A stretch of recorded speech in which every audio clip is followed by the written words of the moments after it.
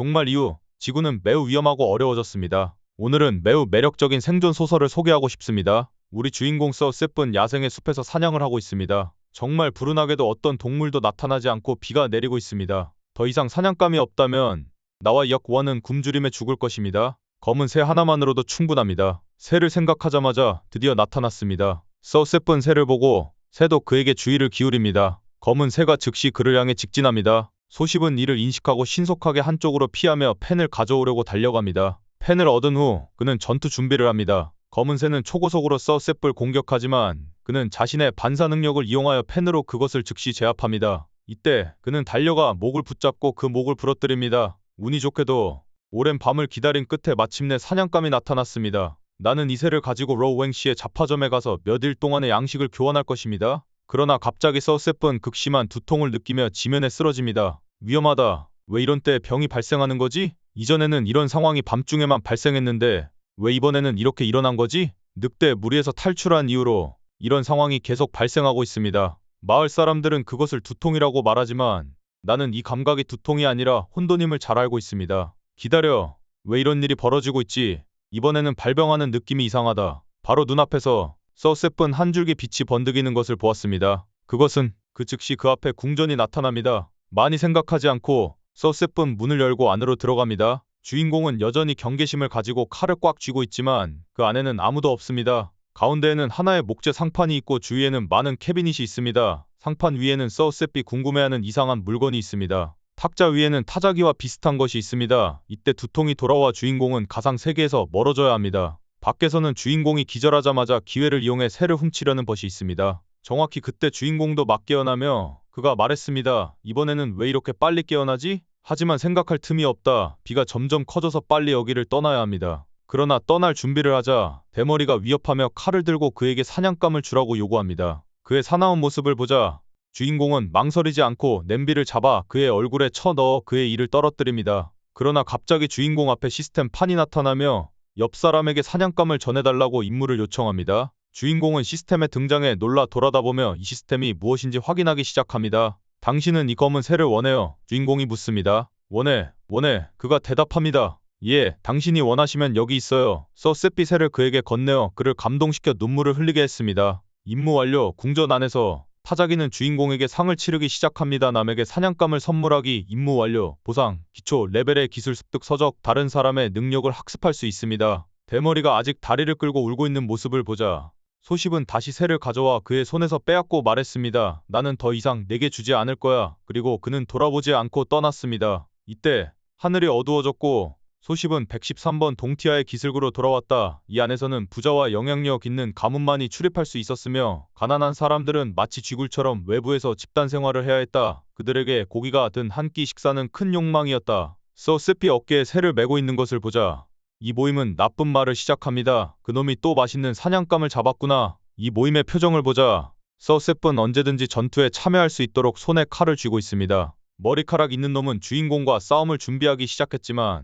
이때 뒤에서 대머리는 그를 막아 선상이 벌어진 것을 우려했습니다. 알았어. 그를 때리지 마라 대머리가 말했습니다. 그를 놔둬. 그게 미치면 너를 찔러. 대머리가 말했습니다. 그 후 서셉은 새를 메고 가까운 잡화점으로 향합니다. 그는 새를 내려놓고 탁자 위로 세게 내리치자 주인공이 묻습니다. 사장님, 얼마예요? 계산 중인 사장님은 그의 계산대에 앉아 돌아서 말했습니다. 내 손을 가볍게 좀 해봐. 이 크리스털 유리는 매우 비싸거든. 얼마 후 사장님이 새의 무게를 재기 위해 저울을 꺼냈습니다. 오늘은 꽤 괜찮은데 새가 3kg 6g이네요. 말을 마친 후 그는 즉시 계산을 시작했지만 서셉에게 막혔습니다. 까마귀는 1kg에 200원이야. 오늘 내 기분이 아주 좋아. 700원으로 해줄게. 너무 적어. 서셉이 말했습니다. 최대 800원까지야. 그가 다시 말했습니다. 사실은 마을 안에 식량이 매우 부족하긴 해. 그래도 각자 물건에는 가격이 있고 이 새도 이미 정가가 있어. 소십이 말했다. 겨울이 다가오고 있어. 새들은 날이 갈수록 적어지고 있어. 900의 가격을 더 낮출 수 없어. 그럼에도 불구하고 사장님은 머리를 흔들었습니다. 서셉은 돌아가려 했습니다. 넌 어디 가려고? 나는 너 위상점에 가서 가격을 확인해 보려고. 차분히 조금 흥정해봐. 내가 얼마나 원해? 난 너 위에 가서 가격을 물어보고 올게. 내가 아까 900이라고 했지 않았어? 900이면 900이야. 역원이 등록금을 놓치지 않게 해야 해. 오늘은 마을 사람들이 산속에서 야생동물 고기를 구매하는 날이야. 안 돼. 너 우리가 이 맛있는 먹거리를 놓칠 수 없어. 아까 뭐라고 했어? 약 원이 놓치지 않게 해야 해. 이전 질문에 대답해. 넌 얼마나 원해? 1200원. 소세피 가격을 말하자 사장님은 분노로 몸이 떨렸습니다. 그 가격 받아들일 거냐? 아니면 난 너 위를 찾아다닐 거야. 잠시 후 로우행은 지불할 돈을 세고 있었습니다. 소세피 말했습니다. 나는 1198원만 가지고 있어. 그럼 이 원을 빌려주겠다. 소세피 돈을 세고 있을 때 갑자기 그는 멀리 높이 있는 그 아름다운 옷을 보고 말했습니다. 나에게 그 양털 옷 좀 꺼내주세요. 역 원에게 사고 싶어. 이게 그 옷이야. 소시바, 왜 스스로를 위해 사지 않아? 너 봐봐. 가격이 단지 490분이야. 솔직히 말하자면 나는 옷을 팔아서 이익을 얻는 것을 바라는 게 아니야. 그냥 모든 사람들이 추위에 얼어 죽지 않으면 좋겠어. 나는 춥지 않아. 항염제는 얼마예요? 한 알에 210원이에요. 3일 동안 계속 먹어야 해요. 3알에 620원. 그리고 소금도 약간 주는 거죠. 그만 사야겠다.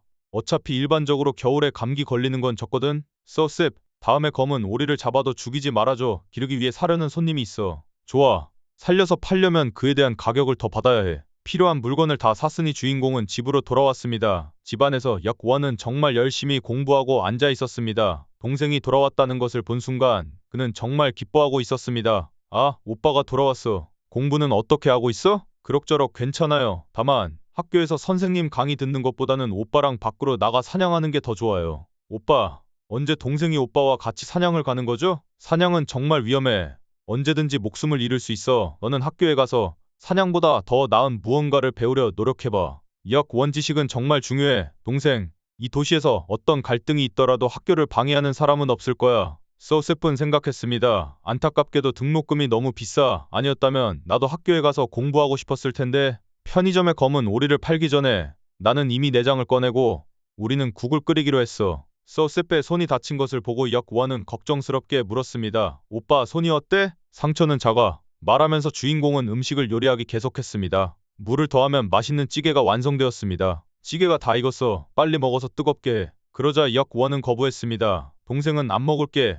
오빠가 먹어서 상처가 나은 게 더 중요해. 나는 배고프지 않아. 찌개 한 모금만 먹어도 돼. 나는 식사를 하지 않아. 이 상처도 작은 상처가 아니에요. 이틀 전에 누군가가 감염된 상처로 사망했다는 얘기를 들었어요. 말하면서 역1은 눈물을 흘렸습니다. 소세피 곧 분노하여 그릇을 탁소리 내며 큰 소리로 말했다. 너는 왜 울어? 기억해. 우리는 이 세상에서 살아남아야 해. 절대로 눈물을 흘려서는 안 돼. 이 세상은 눈물을 믿지 않아. 너 주위의 사람들을 보고 그들이 어떤 종류인지 생각해봐. 너는 배부르지 않게 먹을 수 없어. 만약 밤중에 누군가가 들이닥쳐 우리를 찌르면 어쩌겠어. 나는 내게 특별한 능력이 있기 때문에 너를 학교에 보내려고 노력하고 있어. 너는 그냥 열심히 공부하면 돼.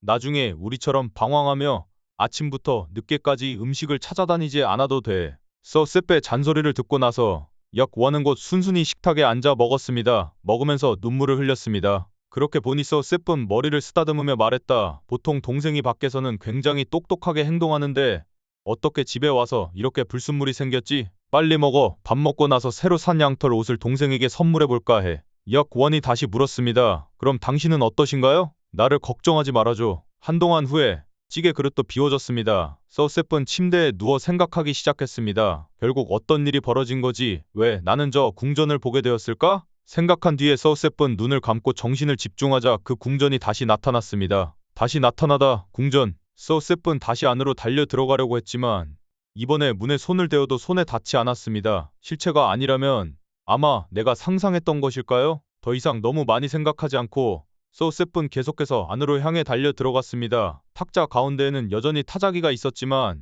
이번에는 종이 한 장이 더 있었습니다. 종이를 들어보니 익숙한 정보가 있었습니다. 미션, 다른 사람에게 먹이를 선물하세요. 보상, 기본 기술서, 다른 사람의 능력을 학습할 수 있습니다. 이것이 나는 오늘 완수한 미션이었습니다. 소세프는 다시 키보드의 글자를 바라보았습니다. 거기에는 공, 정, 성, 신, 우, 선이 적혀 있었습니다. 이것은 나에게 착하게 행동하라고 일깨우고 있는 것 같았지만 이 세상에서는 도덕이라는 것이 상상력을 넘어섰습니다. 결코 이 세상에서는 더 나아진다면 더 빨리 죽는다. 바깥에서 지금은 소세페 텐트 방향으로 가는 여자가 있었습니다. 커튼을 열자마자 역1은 칼을 그녀 목에 향해 휘둘렀습니다. 그녀가 몸을 돌려서 얼굴을 보여줄 때 역1은 익숙한 얼굴이라고 알아챘습니다. 다만 역1은 그녀를 별로 좋아하지 않았습니다. 알림. 하루에 10,000회 이상 조회되면 이 에피소드를 공개하겠습니다. 현재 300 에피소드가 넘습니다. 여러분의 지원을 기대합니다. 좋아요와 구독으로 응원해주세요.